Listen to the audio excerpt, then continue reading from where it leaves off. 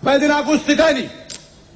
Εξαπολύει εναντίον μου κουβέντες προσβαλτικές και ανίποτες, με σκοπό να δημιουργήσει ένα αρνητικό κλείσμα στην ατμόσφαιρα, στοχεύοντας τη μείωση της ηθικοπλαστικής μου περίταλψης, επιδεικνύοντας την αυτοδύναμη μιας ανούσιας περιουσιακής υπόστασης, και αυτό για να πετύχει το απετύχωτο, την ταυτοποίηση μιας ανέντιμης κυκλοθυμικής υποτέλειας, ενός μουστοκούλουρου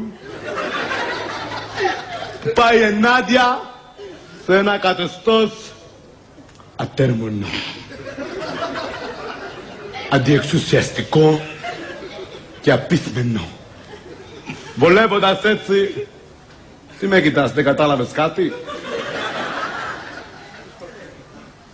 Μια ουσιαστική, περιβαλλοντολογική λαμαρίνα. Δεν ξέρω αν κατάλαβες τι είπα, γιατί εγώ δεν κατάλαβα.